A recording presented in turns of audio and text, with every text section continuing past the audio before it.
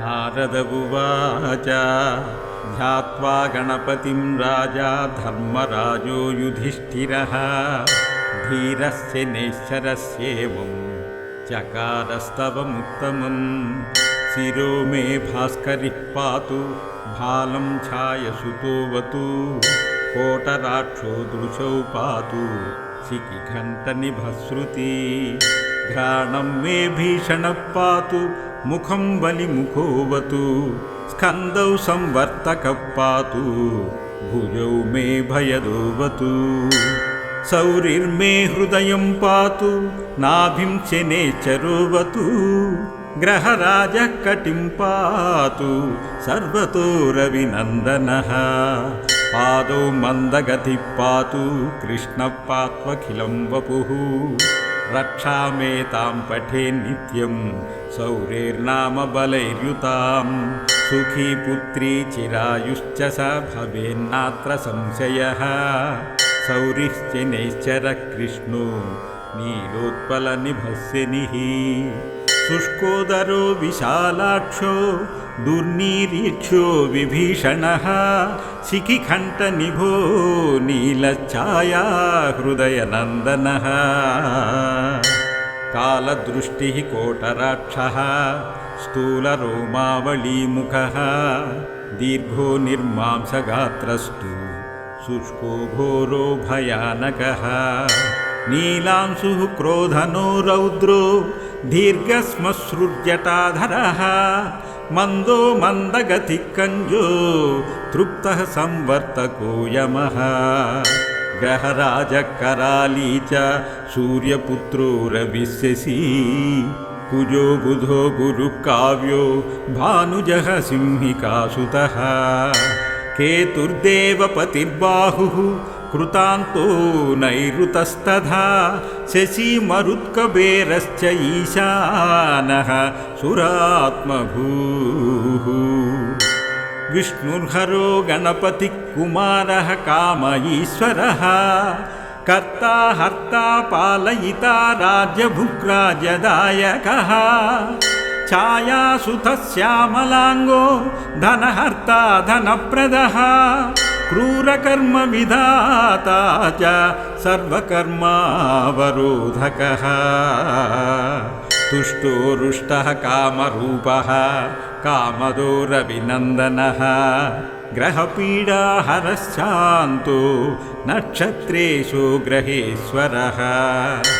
स्थिरासनः स्थिरगतिर्महाकायो महाबलः महाप्रभो महाकालः कालात्मा कालकालकः आदित्यभयदाता च मृत्युरादित्यनन्दनः शतभिरुक्षदयिता त्रयोदशी तिथिप्रियः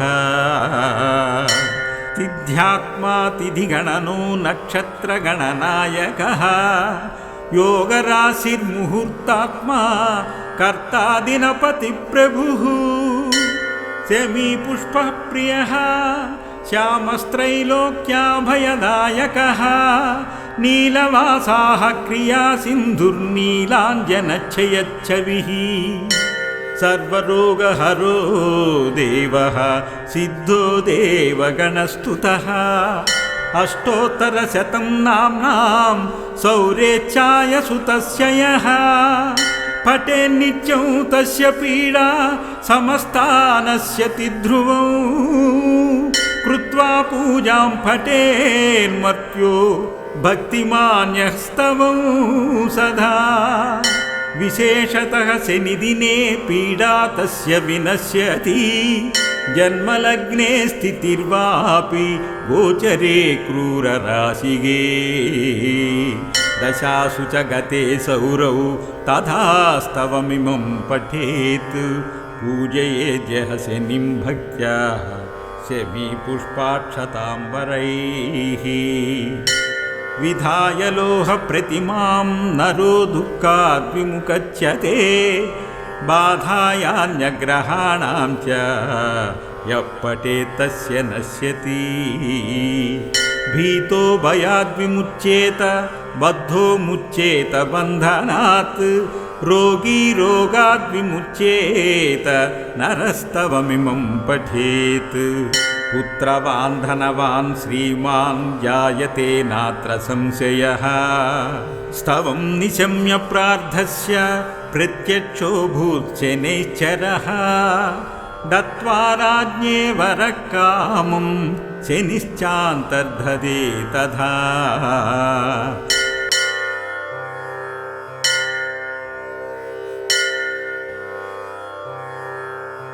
नारद उवाच ध्यात्वा गणपतिं राजा धर्मराजो युधिष्ठिरः धीरस्य नैश्चरस्येवं चकारस्तवमुत्तमं शिरो मे भास्करिः पातु भालं छायसुतोऽवतु कोटराक्षो दृशौ पातु शिखिघण्टनिभश्रुति घ्राणं मे भीषणः पातु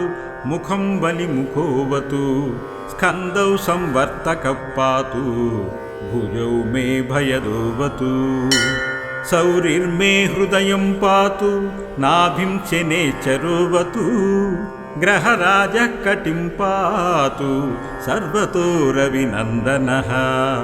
पादौ मन्दगतिः पातु कृष्णः पात्वखिलं वपुः रक्षामेतां पठेन्नित्यं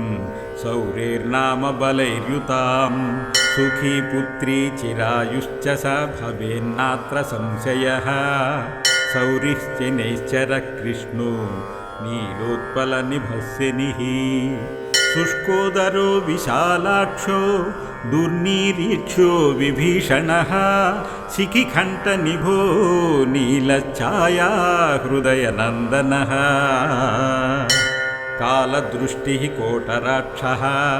स्थूलरोमावलीमुखः दीर्घो निर्मांसगात्रस्तु शुष्को घोरो भयानकः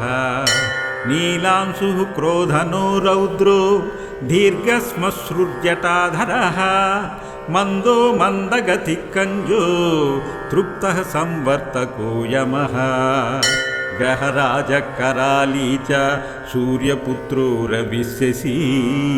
कुजो बुधो गुरुकाव्यो भानुजः सिंहिकासुतः केतुर्देवपतिर्बाहुः कृतान्तो नैऋतस्तथा शशी मरुत्कबेरश्च ईशानः सुरात्मभूः विष्णुर्हरो गणपतिः कुमारः काम ईश्वरः कर्ता हर्ता पालयिता राज्यभुक्राजदायकः छायासुतः श्यामलाङ्गो धनहर्ता धनप्रदः क्रूरकर्म विधाता च सर्वकर्मावरोधकः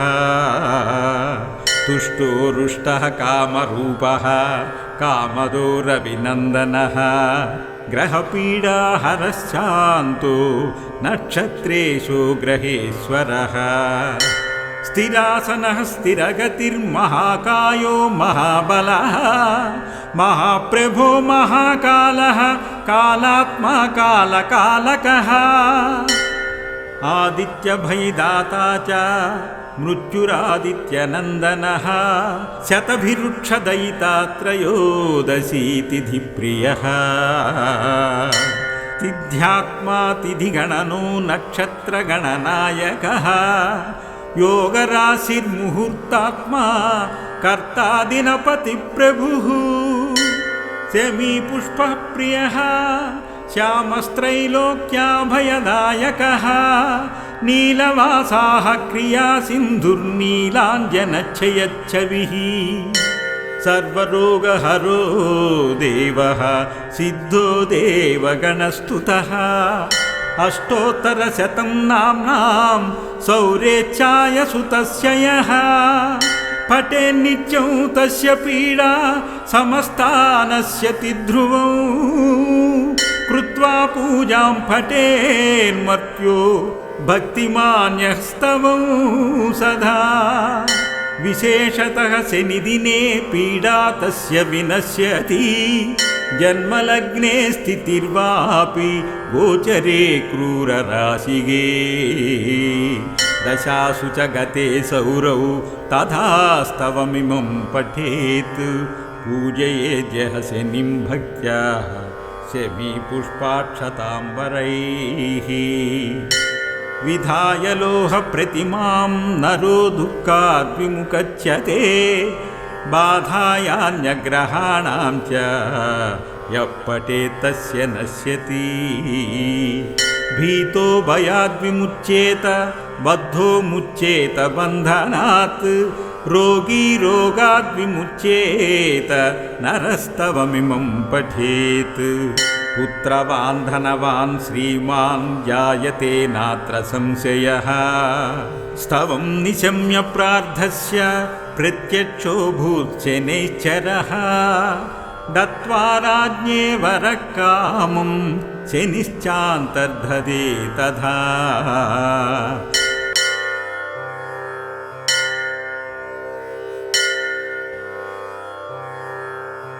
नारद उवाच ध्यात्वा गणपतिं राजा धर्मराजो युधिष्ठिरः धीरस्य नैश्चरस्येवं चकारस्तवमुत्तमं शिरो मे भास्करिः पातु भालं छायसुतोऽवतु कोटराक्षो दृशौ पातु शिखिघण्टनिभश्रुति घ्राणं मे भीषणः पातु मुखं बलिमुखोऽवतु स्कन्दौ संवर्तकः पातु भुजौ मे भयदोऽवतु सौरिर्मे हृदयं पातु नाभिं शनैश्चरोऽवतु ग्रहराजः कटिं पातु सर्वतो रविनन्दनः पादौ मन्दगतिः पातु कृष्णः पात्वखिलं वपुः रक्षामेतां पठेन्नित्यं सौरेर्नाम बलैर्युतां सुखी पुत्री चिरायुश्च स भवेन्नात्र संशयः सौरिश्च नैश्चरः कृष्णो नीलोत्पलनिभस्यनिः शुष्कोदरो विशालाक्षो दुर्नीरीक्ष्यो विभीषणः शिखिकण्ठनिभो नीलच्छाया हृदयनन्दनः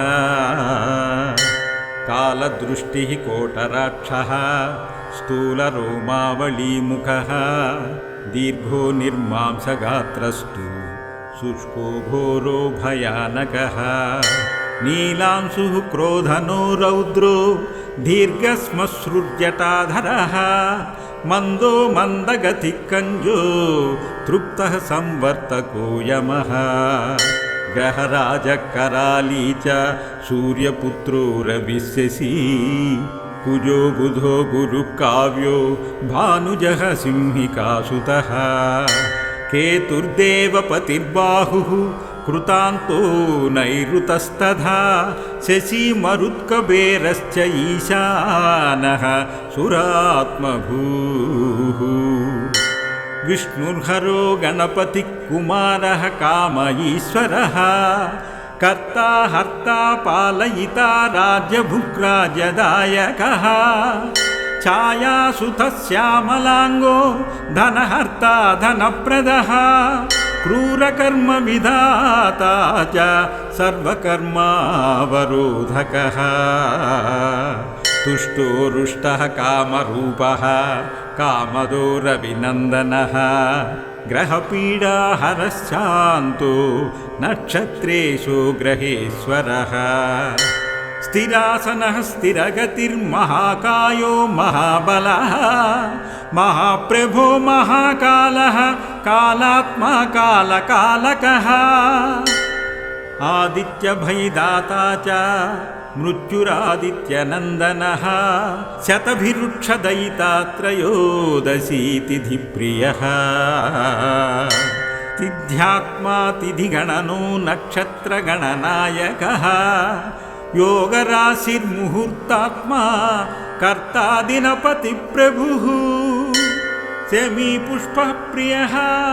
श्यामस्त्रैलोक्याभयदायकः नीलवासाः क्रियासिन्धुर्नीलाञ्जनच्छयच्छविः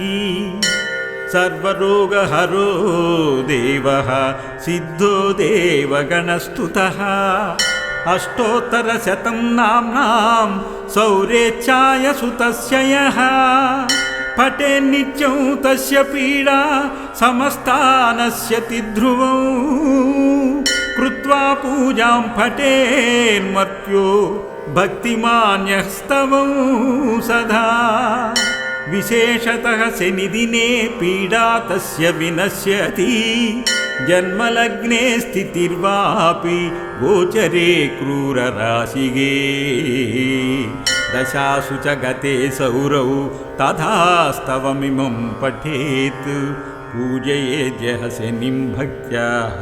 शमीपुष्पाक्षताम्बरैः विधाय लोहप्रतिमां नरो दुःखाद् विमुच्यते बाधायान्यग्रहाणां च यः पठेत् तस्य नश्यति भीतो भयाद् विमुच्येत बद्धो मुच्येत बन्धनात् रोगी रोगाद् विमुच्येत नरस्तवमिमं पठेत् पुत्रवान् धनवान् श्रीमान् जायते नात्र संशयः स्तवं निशम्य प्रार्थस्य प्रत्यक्षो भूत्शनैश्चरः दत्त्वा राज्ञे वरः कामं शनिश्चान्तर्धते तथा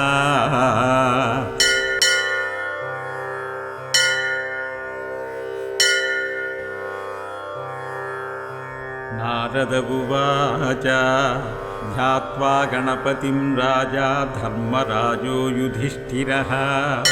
धीरस्य नैश्चरस्येवं चकारस्तवमुत्तमम् शिरो मे भास्करिः पातु भालं छायसुतोऽवतु कोटराक्षो दृशौ पातु शिखिघण्टनिभश्रुति घ्राणं मे भीषणः पातु मुखं बलिमुखोऽवतु स्कन्दौ संवर्तकः पातु भुजौ मे भयदोऽवतु सौरिर्मे हृदयं पातु नाभिं शनैश्चरोऽवतु ग्रहराजः कटिं पातु सर्वतो रविनन्दनः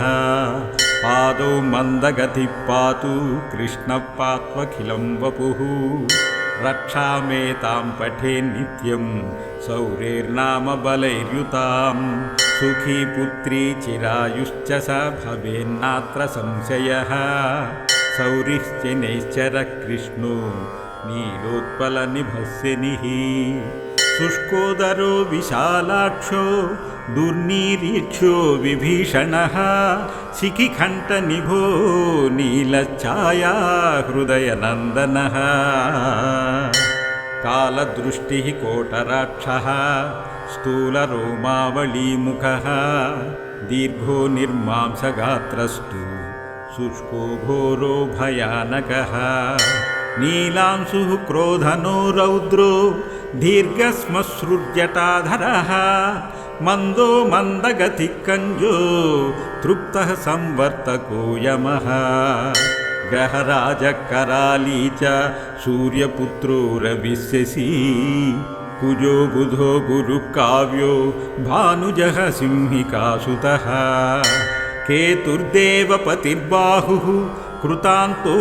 नैऋतस्तथा शशी मरुत्कबेरश्च ईशानः सुरात्मभूः विष्णुर्हरो गणपतिः कुमारः काम ईश्वरः कर्ता हर्ता पालयिता राज्यभुग्राजदायकः छायासुतः श्यामलाङ्गो धनहर्ता धनप्रदः क्रूरकर्म विधाता च सर्वकर्मावरोधकः तुष्टो रुष्टः कामरूपः कामदो रविनन्दनः ग्रहपीडाहरश्चान्तो नक्षत्रेषु ग्रहेश्वरः स्थिरासनः स्थिरगतिर्महाकायो महाबलः महाप्रभो महाकालः कालात्मा कालकालकः आदित्यभयदाता च मृत्युरादित्यनन्दनः शतभिरुक्षदयिता त्रयोदशी तिथिप्रियः तिथ्यात्मा तिथिगणनो नक्षत्रगणनायकः योगराशिर्मुहूर्तात्मा कर्ता दिनपतिप्रभुः शमीपुष्पप्रियः श्यामस्त्रैलोक्याभयदायकः नीलवासाः क्रियासिन्धुर्नीलाञ्जनच्छयच्छविः सर्वरोगहरो देवः सिद्धो देवगणस्तुतः अष्टोत्तरशतं नाम्नां सौरेच्छाय सुतस्य यः पठेन्नित्यं तस्य पीडा समस्ता नश्यति ध्रुवं कृत्वा पूजां पठेन्मर्त्यो भक्तिमान्यस्तवं सदा विशेषतः शनिदिने पीडा तस्य विनश्यति जन्मलग्ने स्थितिर्वापि गोचरे क्रूरराशिगे दशासु च गते सौरौ तथास्तवमिमं पठेत् पूजयेद्यः शनिं भक्त्या शमीपुष्पाक्षताम्बरैः